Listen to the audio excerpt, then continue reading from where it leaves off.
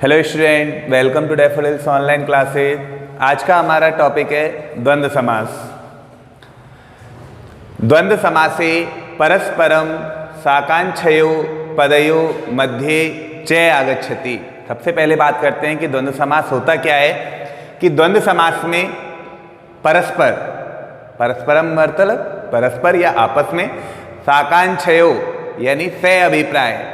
सह अभिप्राय का मतलब कि द्वंद्व समास में का अभिप्राय है कि आपस में पदयों मध्य यानी पदों के मध्य में, यानी जितने भी पद होते हैं, शब्द होते हैं, उन सभी पदों के मध्य में च आगच्छति अर्थात च आता है।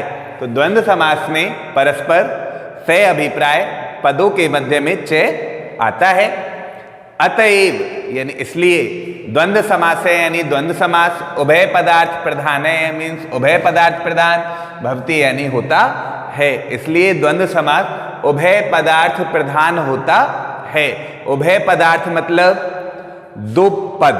पदार्थ का मतलब क्या बताया गया है? पद। पदार्थ इक्वल क्या होता है? पद। तो जहां पर उभय पदार्थ प्रधान यानी दोनों ही पद, उभय यानी होता है दोनों, कि दोनों ही पदार्थ प्रधान होते हैं, जिस समास के दोनों पद प्रधान होते हैं वह हमारा द्वंद्व समास होता है। और द्वंद्व समास का जब हम विग्रह करते हैं तो उसके दोनों पदों के मध्य में क्या आ जाता है? च आ जाता है, चाहे वहां पर दो पद दिए गए हो या दो से अधिक दिए गए हो। जैसे धर्मे च अर्थे च, यहां पर दो पद थे, धर्म और एक पद कौन सा था? अर्थ। एक पद था धर्म और एक था अर्थ। दोनों पदों के बाद हमने किसका प्रयोग किया? च का। च मीन्स होता है और। च मीन्स क्या होता है? और। तो यहां पर जब हम संस्कृत में द्वंद्व समास का विग्रह करते हैं तो प्रत्येक पद के बाद में हमें क्या लगाना होता है? च लगाना होता है। लेकिन वहीं अगर हम इसका हिंदी विग्रह करते हैं तो च का जो अर्थ है वो सिर्फ एक ही बार आता है कि धर्म और अर्थ। तो हिंदी विग्रह करने पर और एक ही बार प्रयोग में आता है, लेकिन जब हम संस्कृत में इसका विग्रह करते हैं तो वहां पर दो बार च का प्रयोग किया जाता है। जितने भी शब्द वहां दिए गए हैं उन सभी शब्दों के बाद में हम च का प्रयोग करते हैं। तो धर्म च अर्थ च इक्वल क्या बना? धर्मार्थौ, अर्थात धर्म और अर्थ। अत्र पूर्व पदम धर्मे, यहां पर पूर्व वाला पद क्या है? धर्म है। उत्तर पदम च अर्थे, और उत्तर पद क्या है? अर्थ है। अनयो यानी अनयो द्वयो यानी इन दोनों की, अपि यानी भी, प्रधानता अस्ति यानी प्रधानता है। इन दोनों ही पदों की क्या है? यहां पर प्रधानता है। जितना महत्व धर्म का है उतना ही महत्व किसका है? अर्थ का है। आगे द्वंद्व समासे समस्त पदम प्रायशः द्विवचने बहुवचने वा भवति। द्वंद्व समासे मीन्स द्वंद्व समास में समस्त पदम मीन्स समस्त पद जो होता है वह प्रायशः मीन्स प्राय, द्विवचने बहुवचने वा भवति यानी वह प्राय या तो द्विवचन में या बहुवचन में होता है। द्विवचन में कब होगा? जब समस्त पद में दो ही पद दिए गए होंगे। समस्त पद में दो पद दिए गए होंगे तब कौन सा होगा? द्विवचन। और बहुवचन कब होगा? जब समस्त पद में दो से अधिक पद दिए गए होंगे। द्विवचन तो समस्त पद कब होगा? जब समस्त पद में दो पद दिए गए होंगे। और बहुवचन कब होगा? जब दो से अधिक पद दिए गए होंगे। याद रखना कि ये जो द्विवचन और बहुवचन समस्त पद में जो होता है वो अंतिम वाले पद में हम लगाते हैं। जैसे कि हमने यहाँ पे लगाया था कि धर्म और अर्थ, ये दो पद थे, तो हमने अर्थ वाला जो शब्द था इसमें द्विवचन का प्रयोग किया। विभक्ति हमेशा प्रथमा विभक्ति का ही प्रयोग किया जाता है, लेकिन हम यहाँ पर जो वचन लिखते हैं तो दो पद होने पर द्विवचन और दो से अधिक पद होने पर बहुवचन का प्रयोग करते हैं। जैसे कि मैंने यहाँ पर कुछ समस्त पद लिखे हैं और उनका समास विग्रह भी किया है। जैसे समस्त पद में मैंने लिखा हरि हरौ। हरि हरौ यानी हरि और हर। हरि हरौ का मीन्स क्या होता है? हरि और हर। तो इसका जो विग्रह हो जाएगा हरिश्च हरश्च। किस प्रकार हुआ, यहां पर दो पद थे, एक तो हरि था और एक क्या था, हर। एक पद था हमारा हरि जिसके बाद में हमने चे लगाया, और एक पद था हमारा हर जिसके बाद में हमने क्या लगाया, चे। हरि चे हरे चे। एक हमारी संधि आती है सत्व विसर्ग संधि। कौन सी संधि, सत्व विसर्ग संधि, जिसे मैं आपको अपनी पिछली वीडियो में पढ़ा चुका हूं, आप वहां से इसको पढ़ सकते हैं। तो सत्व विसर्ग संधि का नियम है कि विसर्ग से पहले चाहे कुछ भी हो, कोई सा भी स्वर वर्ण दिया गया हो, लेकिन विसर्ग के बाद में वर्ग के पहले दूसरे अक्षरों में अगर चे का प्रयोग किया गया है, अगर किसका प्रयोग किया गया है, चे का प्रयोग किया गया है, तो वहां पर विसर्ग के स्थान पे आधा शय हो जाता है। विसर्ग के स्थान पे क्या हो जाता है, आधा शय हो जाता है। तो इसीलिए हमने यहां से विसर्ग को तो हटा दिया था हरि के बाद से, और इस विसर्ग के स्थान पे आधा शय लिख लिया था। तो आधा शय लिख दिया था, यहाँ पे चे जैसा दिया गया है वो वैसा का वैसा। हरिष्ट, जिस प्रकार से हरिष्ट किया है उसी प्रकार से हम हरे चे का क्या कर सकते हैं, हरिष्ट। कौन सी संधि के नियम के अनुसार, सत्व विसर्ग संधि के नियम के अनुसार। इस प्रकार का समास विग्रह केवल तभी हो सकता है जब यहां पर विसर्ग दिया गया हो। भाई अगर हम यहां पर इनका मूल शब्द लिखेंगे तो हरि की प्रथमा का एक वचन हरि होता है और हर का प्रथमा का एक वचन क्या होता है, हरे है। लेकिन जैसे कि यहां पे दिया हुआ है माता पितरौ, यानी माता और पिता, माता पितरौ का समास विग्रह क्या होता है, माता और पिता। तो यहां पर हमारा जो मूल शब्द है वो क्या है, मातृ। मूल शब्द यानी शब्द रूप किसके हैं, मातृ के हैं, जिसका हम प्रथमा का एक वचन लिखेंगे तो क्या बनता है, माता। तो यहां पर विसर्ग नहीं आता है, तो इसीलिए हमने जो इसका विग्रह किया है वो किस प्रकार किया है कि माता चे पिता चे। यहां पर इस वाले शय का प्रयोग नहीं किया जा सकता। क्यों नहीं किया जा सकता, क्योंकि वहां पर माता के बाद में विसर्ग नहीं दिया गया है। ठीक इसी प्रकार हमारा सेकंड एग्जाम्पल शिव केशवौ। इसमें दो पद दिए गए हैं, शिव और केशव। तो शिव शिवश्च और केशवश्च। आप चाहो तो इसका विग्रह इस तरह से भी कर सकते हो जैसे कि हमने इसका किया था, शिव है यानी एक शब्द लिख लिया और एक शब्द था हमारा केशव। शिव केशव, दोनों पदों के बीच में क्या आ जाएगा, चे आ जाएगा कि शिव चे केशव चे। तो ये भी हमारा समास विग्रह सही है और ये भी हमारा समास विग्रह सही है। थर्ड वाला हो ही गया था। इसके बाद में फोर वाला हेमंत शिशिर वसंतः। यहां पर तीन ऋतुओं के नाम दिए गए हैं, हेमंत शिशिर और वसंत। तो यहां पर देखो जो हमारा अंतिम पद है, दो से अधिक पद है पूरे समस्त पद में, तो जो हमारा अंतिम पद है वो हमारा बहुवचन का है।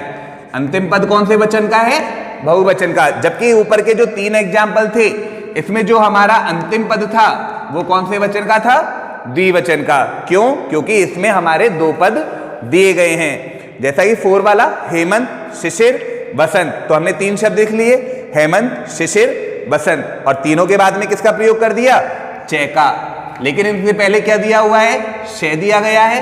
अब वो शय क्यों आया है, क्योंकि यदि हम इसका विग्रह इस तरह से करें, हेमंत शिशिर और वसंत, ये तीन पद इसमें दिए गए थे। जब हम इनको प्रथमा के एक वचन में लिखेंगे तो प्रथमा के एक वचन में क्या हो जाएंगे, ये हेमंत है, शिशिर है और वसंत है। और जैसा कि मैंने आपको बताया था कि द्वंद्व समास में जब हम विग्रह करते हैं तो प्रत्येक पद के बाद में किसका प्रयोग कर देते हैं, चे का।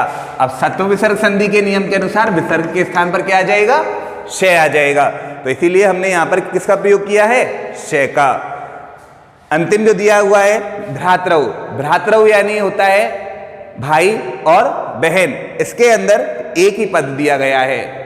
यहां पर जो हमारा द्वंद्व समास होता है वो तीन प्रकार का होता है।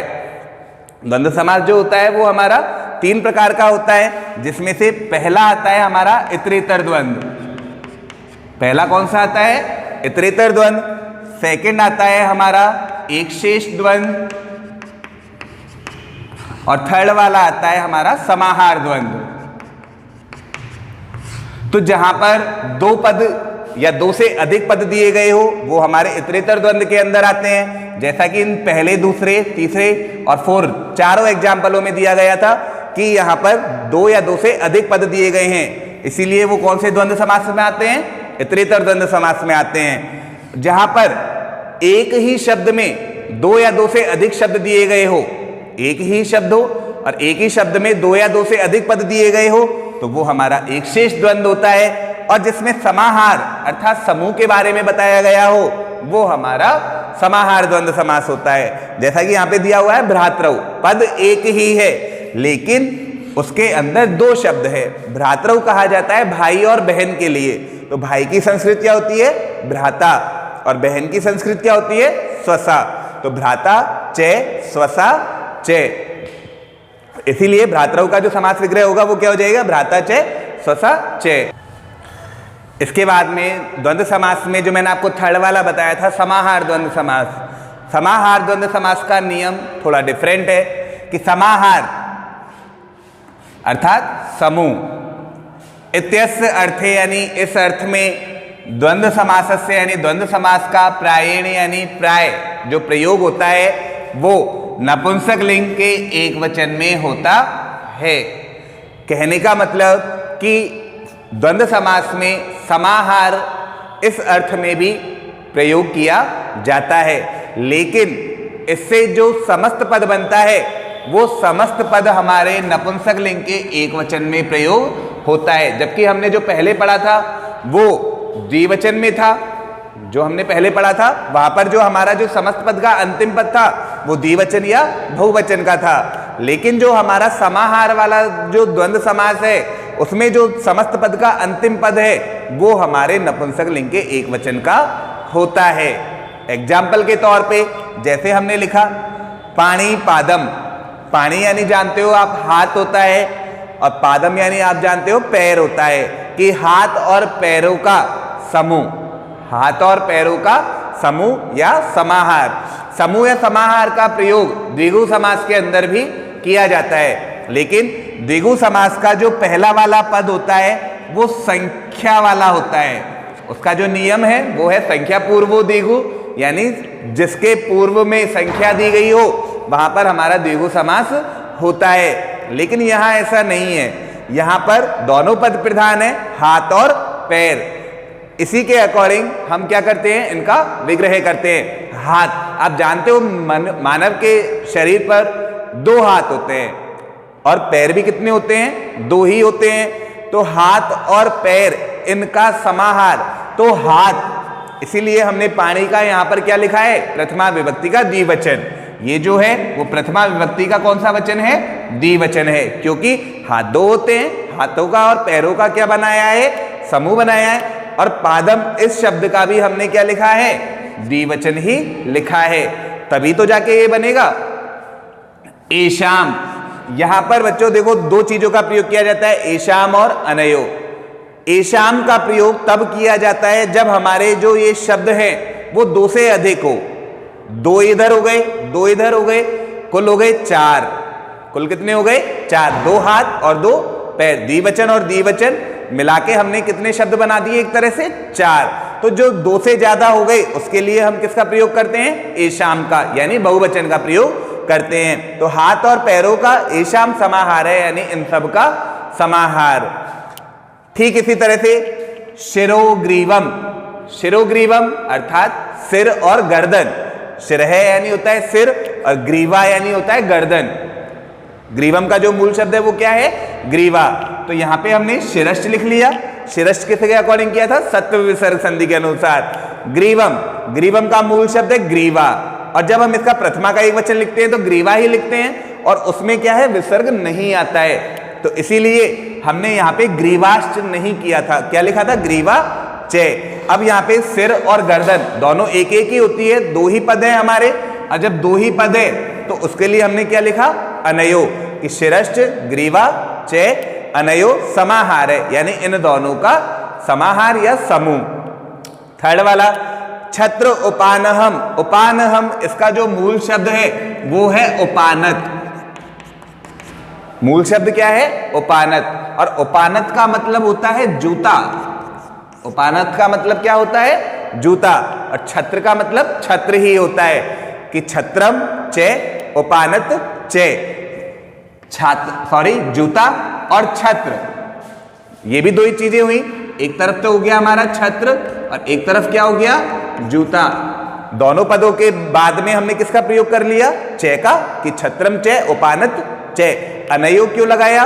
क्योंकि यहां पर ये दो ही पद दिए गए हैं कि छत्र और जूता, इन दोनों का समाहार।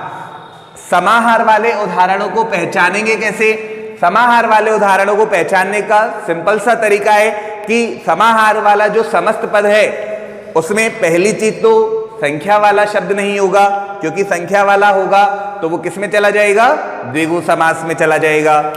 यहां पर दोनों ही पद प्रधान होते हैं और अंतिम पद पे हमेशा ध्यान देना होता है, क्या अंतिम पद आपका नपुंसकलिंग के एक वचन का दिया हुआ है या नहीं दिया गया है। अगर एक वचन का दिया गया है तो वो आपके समाहार वाले द्वंद्व समास का उदाहरण है। तो स्टूडेंट, आप इस तरह से द्वंद्व समास का प्रयोग कर सकते हैं। आपको ये अच्छे से समझ में भी आ गया होगा। आप इसे लिख लें, रीड करें, ताकि आपको और अच्छे से समझ में आ जाए। Thank you student.